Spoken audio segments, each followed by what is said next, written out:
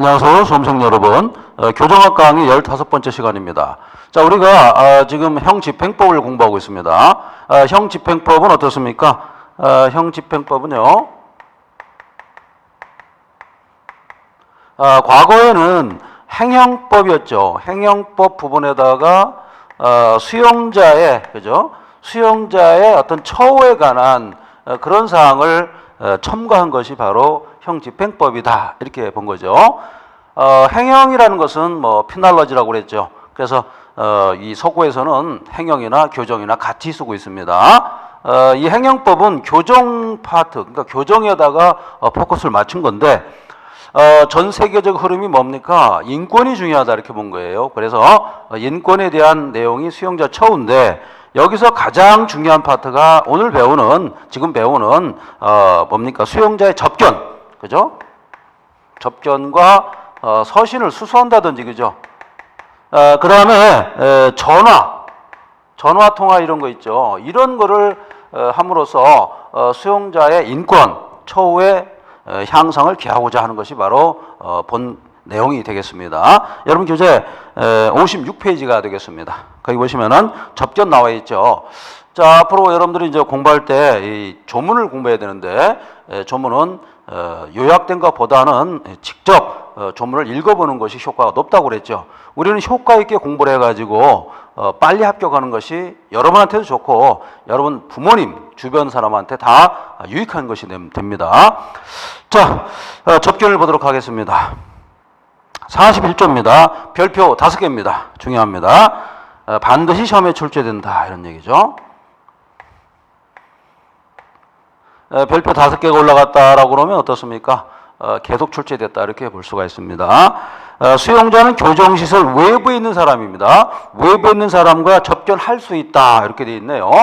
뭐뭐 할 수 있다, 이렇게 돼 있죠. 그러니까 하지 못할 경우도 있다, 이렇게 해석이 가능하겠습니다. 그래서 못하는 경우가 네 가지가 나와 있습니다. 암기 좀 부탁드리겠습니다. 첫 번째, 형사법령에 저촉됐다, 이런 얘기죠.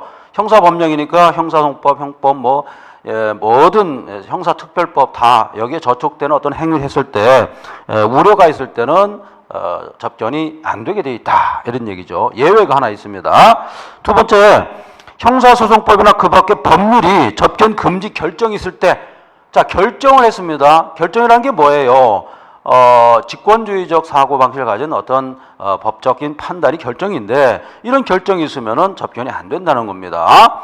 그 다음에 이제 세 번째, 수용자의 교화 또는 건전한 사회복귀의 우려가 있을 때, 자, 여기 좀 붉은 펜으로 좀 줄을 좀 그시기 바랍니다. 이 부분이 상당히 포괄적이다, 이렇게 볼 수가 있어요. 포괄적이기 때문에 뭡니까? 소장이 예를 들어서 거부할 수도 있습니다. 그런데 거부 처분했을 때는 아무래도 소송에 휘말릴 우려가 있습니다. 그 다음에 네 번째, 시설의 안전 또는 질서를 해칠 우려가 있을 때, 자, 교정시설이 잘 돌아가려면 어떤 질서가 유지가 돼야겠죠. 만약에 말이죠, 접견함으로써 교정시설에 있던 사람들이 흥분을 한다든지 동요했을 때는 문제가 발생하겠죠. 그래서 이 네 가지 외에는 접견을 허락하게 돼 있습니다. 할 수 있다, 이걸 좀 알아두시기 바랍니다. 접견을 신청했을 때는 접견을 허가해 주어야 한다. 맞았습니까? 틀렸습니까? 틀렸습니다. 할 수 있다가 정답입니다. 자, 알아두시기 바랍니다. 자, 그 밖에 이제 2항도 중요합니다. 소장은 다음 각호 어느 하나 해당하면은 교도관으로 하여금 말이죠. 이 수신한 그 뭡니까? 접견한 내용을 말이죠. 청취한다든지, 그 다음에 기록한다든지, 녹음을 할 수가 있습니다. 원래는 녹음하면 안 되는데, 녹음할 수 있는 경우가 크게 세 가지가 있다는 겁니다. 첫 번째가 증거 인멸할 때, 그렇죠? 우려가 있을 때. 그 다음에 두 번째는 수용자의 뭡니까? 교화와 건전한 사회복귀에 뭡니까?를 위해서 필요한 때, 이렇게 돼 있죠. 그 다음에 세 번째, 시설의 안전과 질서 유지, 이렇게 되어 있습니다. 그러니까 결국에는 1번만 특별한 의미를 갖겠죠. 범죄의 증거를 인멸할 때, 그죠? 그 다음에 형사법령에 저촉되는 행위를 할 때, 이런 경우는 녹취할 수도 있다, 이런 얘기가 되겠습니다. 청취, 기록, 녹음할 수 있다, 이런 얘기예요. 원래 의사 표시를 하는 것은 녹음하면 안 된다는 건데 이런 경우는 가능하다는 겁니다. 자, 그리고 이와 관련된 청취라든가 기록, 녹음, 그 다음에 녹화에 관한 것은 대통령령으로 정할 수 있다. 이렇게 되어 있습니다. 정한다. 이렇게 되어 있죠.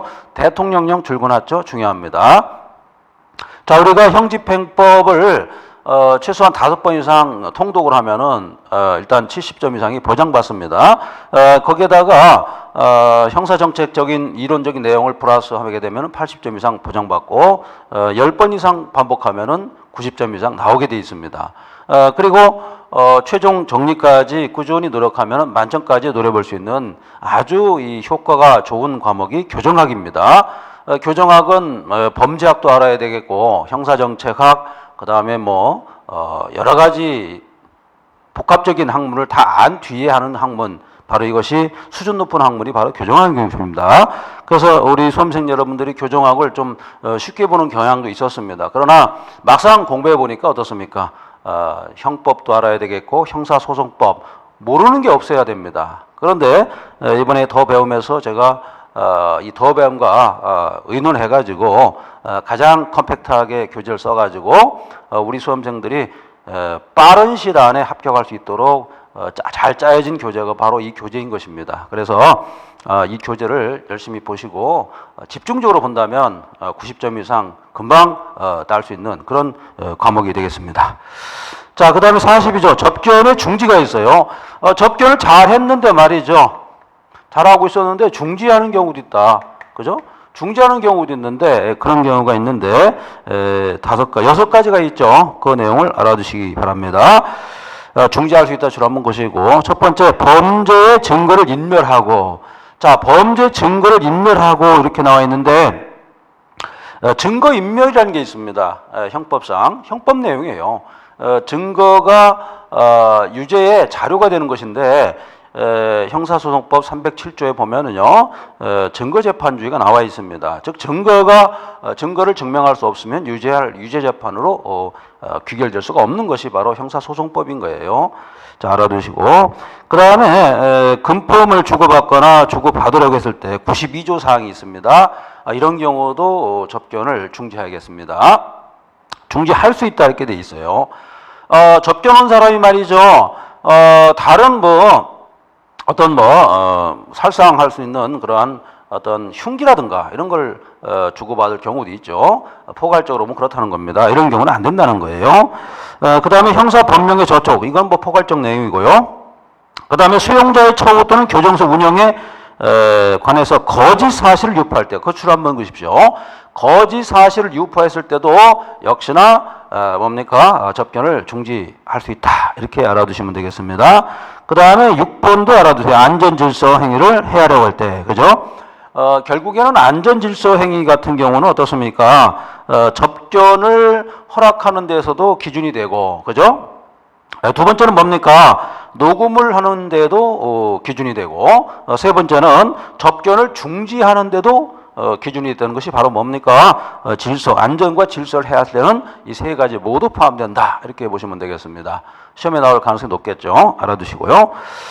그 다음에 서신 수수가 있는데 이것도 역시 서신을 주고받을 수 있다. 임의적 규정이다. 이렇게 보시면 되겠고, 만약에 서신을 주고받지 못하는 경우가 있습니다. 이런 경우는 법률이 규정되어 있어요. 자, 43조에 1, 2, 3 이렇게 되어 있을 겁니다. 역시 3번 같은 경우는 시설의 안전과 질서를 해야 할 우려가 있을 때, 좀 아까 접견과 관련해서도 계속 들어갔었죠. 여기서도 마찬가지입니다.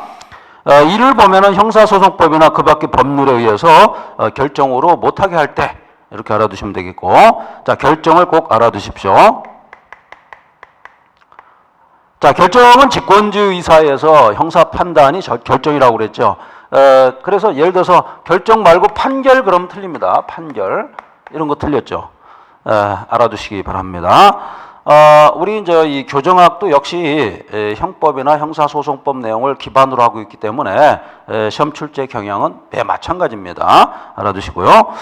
그 다음에 수용자의 교화 또는 건전한 사회복귀해야 할 우려가 있을 때 이런 경우는 어떻습니까? 서신을 주고받을 수 없다는 겁니다. 알아두시기 바랍니다. 자, 그 다음에 또 재미난 내용이 하나 나와 있는데 교정시설 자체가 있습니다. 이 교정시설 자체에서 A와 이제 B가 있는데 A와 B가 서신을 주고받을 경우도 있죠. 물론 조금 아까처럼 외부에서 이렇게 주고받는 경우도 있지만 내부에서 주고받는 경우도 있다라는 얘기입니다. 그래서 이런 경우는 결국 소장의 허가를 받아야 된다. 줄구십시오. 만약에 시험이 이렇게 출제될 수 있습니다. 교정시설 내에서 서신 주고받는 것은 소장의 허가가 필요 없다. 이렇게 출제될 수가 있습니다. 자, 그럼 틀린 문항이 되겠죠. 소장의 허가를 받아야 한다. 받아야 한다에 줄구시기 바랍니다. 자, 그 다음에 이제 서신 검열이 있어요. 수용자가 주고받는 서신 내용이 있습니다. 내용은 검열받지 아니한다. 줄구세요. 아니할 수 있다가 아닙니다. 내용에 대해서는 검열받지 못합니다. 아주 필수적인 겁니다. 그러나 이 경우도 안 되는 경우가 있다. 즉 내용까지 검열받을 수 있는 경우가 있습니다. 거의 별표 5개입니다. 1번 서신의 상대방이 누구인지 모를 때, 누군지 몰라요. 서신의 상대방이 모를 때는 개피를 해봐야겠죠. 그 내용을 알아야겠습니다. 이런 경우고, 두 번째 역시나 형사소송법이나 그 밖에 관련 법률에 의해서 결정으로 서신 검열의 결정이 났을 때 말이에요. 이런 때는 할 수가 있습니다. 그 다음에 3번도 알아두시고, 의심할 만한 어떤 상당한 이유가 있을 때 이렇게 알아두시고, 4번 대통령령으로 정하는 수용자 간의 서신인 때 대통령령 줄 좀 그시기 바랍니다. 부령, 무슨 총리령 이런 거 아니겠죠? 법무부령, 법무부 장관에 뭐 의해서 이런 게 아니고 대통령령입니다. 자, 우리가 항상 시험에 출제되는 것은 대통령령이냐, 부령이냐, 법무부 장관이냐 이런 내용이에요. 그래서 왜 그게 중요합니까? 이렇게 질문한 분도 있어요. 그게 중요합니다. 실무에서 실무를 수행하다 보면은 법령을 찾아보게 되는데 그것이 중요하기 때문에 만약에 문제가 됐을 때는 그 조문에 따라서 어떤 행위를 하면 됩니다. 즉 처분하면 되겠죠.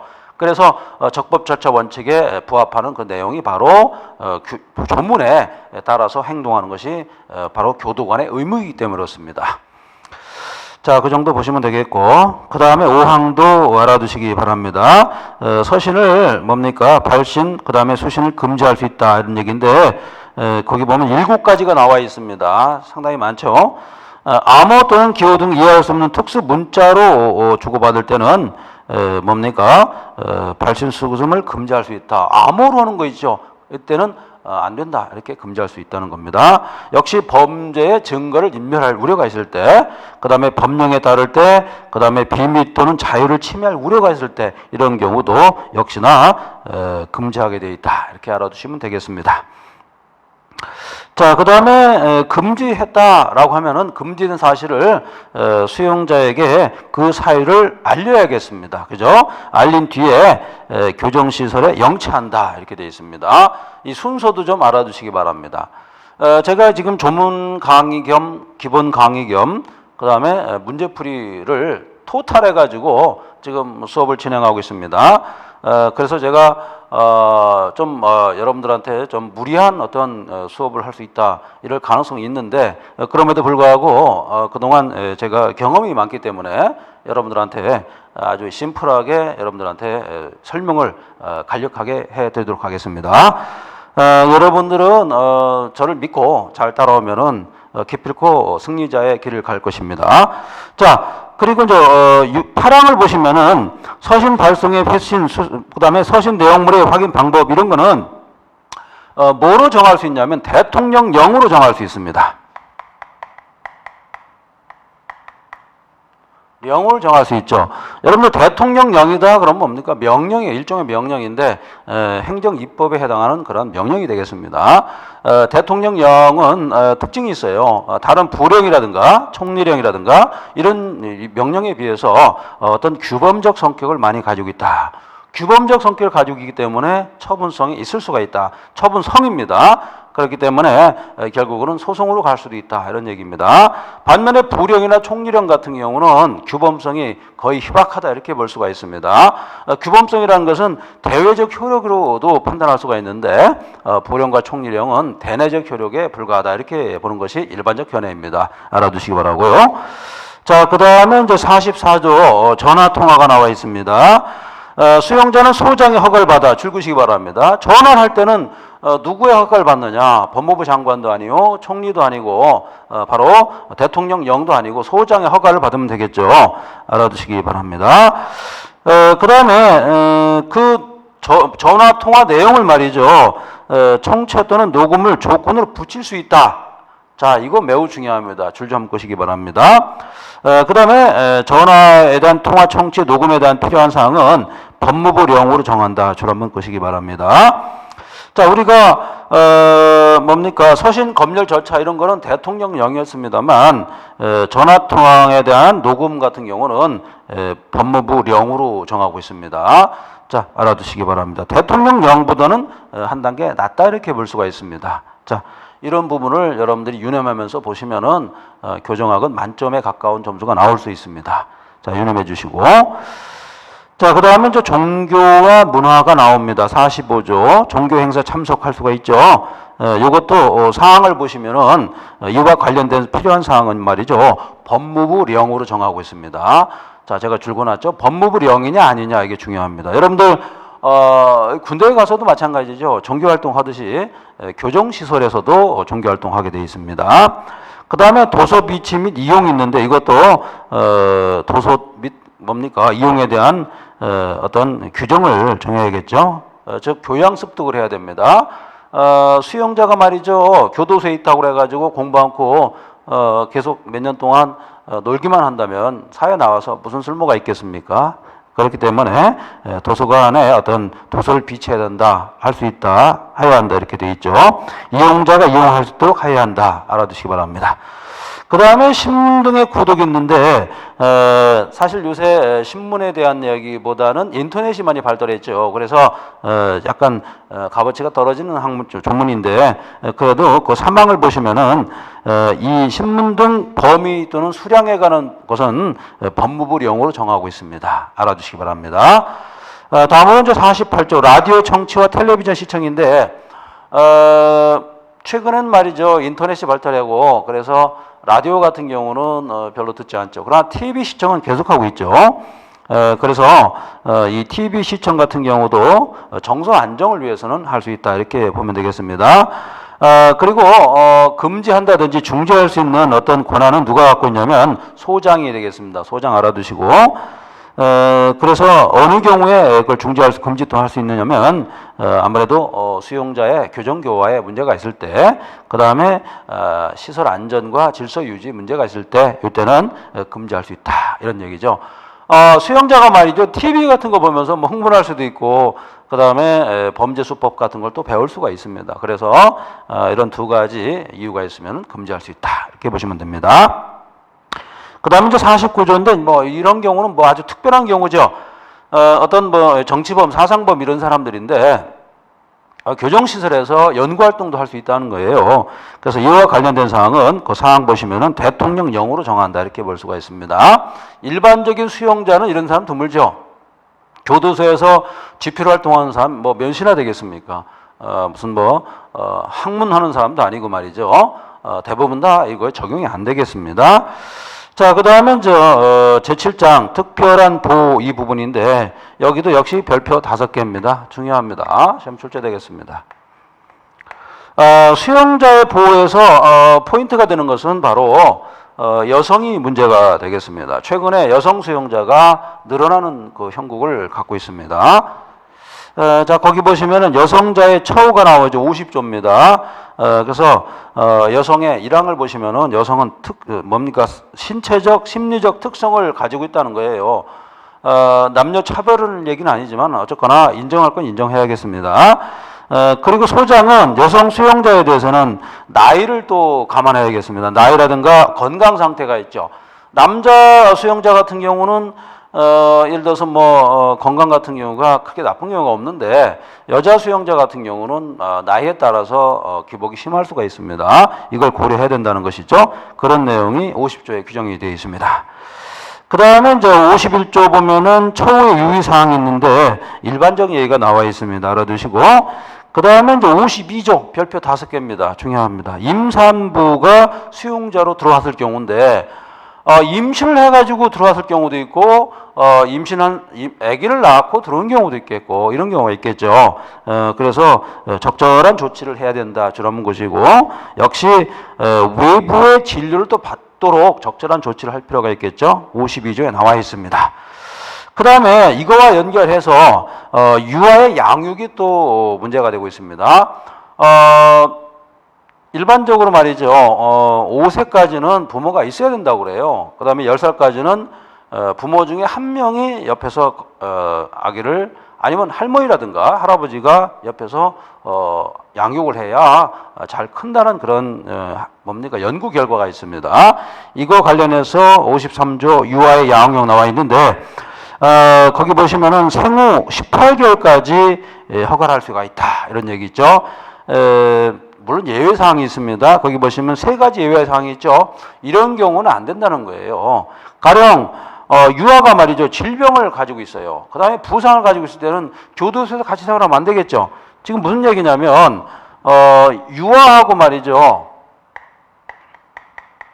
유아하고 그 산모가 같이 있다는 거 아니겠습니까? 근데 이 교정시설이 말이죠. 안 좋다든지 아니면 유아가 아프다든지 이런 경우에 부상을 입었다든지 그러면은 즉시 병원으로 보내겠죠. 병원으로 같이 못 있습니다. 태어난 지 18개월까지 같이 있을 수가 있어요. 그죠? 알아두시기 바랍니다. 자, 그 다음에 거기 2번도 마찬가지고요. 교정시설에 감염병이 유행하거나 아까 말씀드렸죠. 교정시설이 아이를 기르기에 부적합할 때가 있다는 겁니다. 이런 경우도 안 된다. 이런 얘기죠.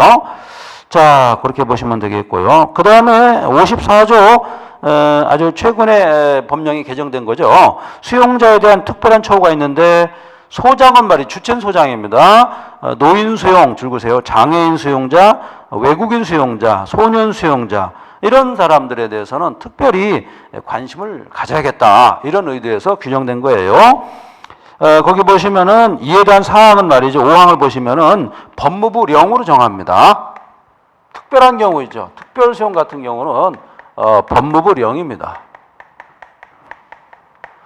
자, 우리가 교정학 공부하는데 이런 내용이 중요하다는 거예요. 다른 게 중요한 게 아니라 우리는 절차법적인 성격을 갖고 있는 형집행법을 공부하고 있습니다. 절차법은 법률 규정을 반드시 숙지해야 되는 그런 법이 되겠죠. 자, 여러분들 우리가 지금 형집행 공부하는데 접견서신이라든가 그 다음에 특별한 보호, 여성 수용자라든가 그 다음에 수용자에 대한 특별한 처우에서 노인 수용자, 그 다음에 소년 수용자 이런 내용에 대해서 살펴봤습니다. 여러분들 수고 많이 하셨습니다.